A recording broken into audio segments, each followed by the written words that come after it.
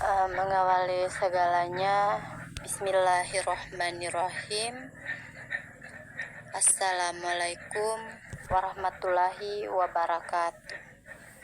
Perkenalkan, nama saya Nadia Duwila dari jurusan Tarbiyah, Prodi Pendidikan Agama Islam, semester 4.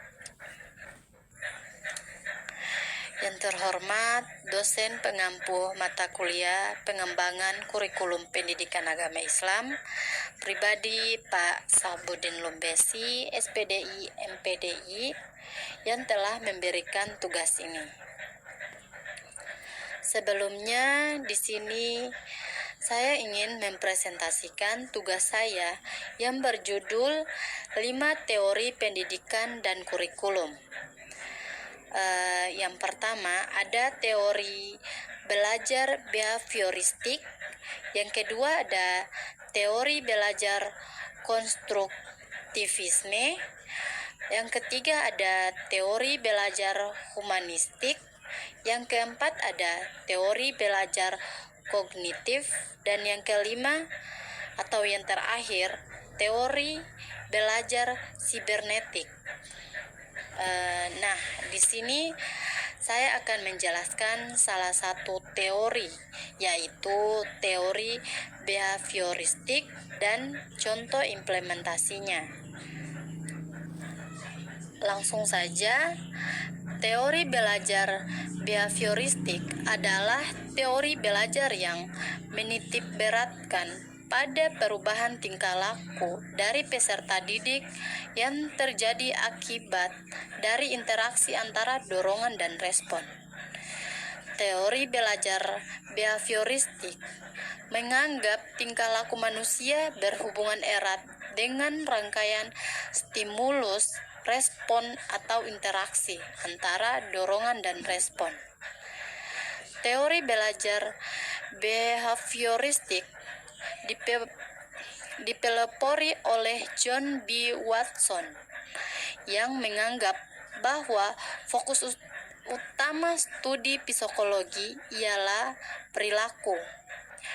Aliran behavioristik percaya bahwa perilaku adalah hal yang sepatutnya dipelajari karena dapat dikaji secara langsung.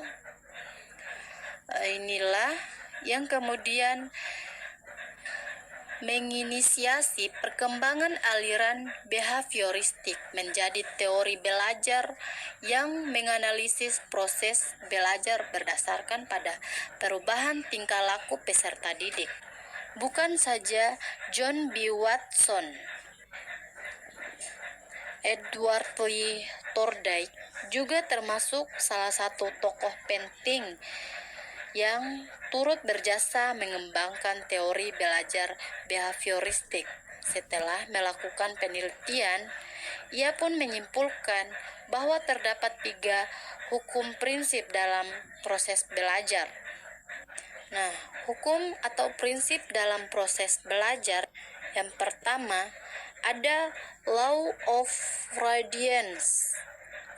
Prinsip ini menganggap bahwa kegiatan pembelajaran akan berhasil jika peserta didik siap untuk melakukan dan merespon proses belajar. Yang kedua ada law of exercise. Prinsip ini mengutamakan latihan berulang sebagai kunci dari keberhasilan belajar. Dan yang ketiga atau yang terakhir, law of effect. Prinsip ini menganggap bahwa peserta didik lebih bersemangat dalam proses belajar jika mengetahui bahwa ia akan mendapatkan hasil yang baik. Selain dicetuskan Thorndike, terdapat 3 prinsip atau hukum lain dalam teori behavioristik, yakni 1. Objek psikologi merupakan tingkah laku. 2. Semua bentuk dari behavioristik atau tingkah laku dikembangkan pada refleksi. Yang ketiga ada pembentukan kebiasaan harus diutamakan. Nah, teori belajar behavioristik menitik beratkan pada perubahan tingkah laku peserta didik akibat interaksi antara dorongan dan respon. Dan contoh implementasinya adalah penggunaan penguatan positif atau reward untuk meningkatkan motivasi belajar siswa. Mungkin itu saja yang dapat saya sampaikan. Kurang dan lebihnya saya mohon maaf. Billahi taufik wal hidayah. Wassalamualaikum warahmatullahi wabarakatuh.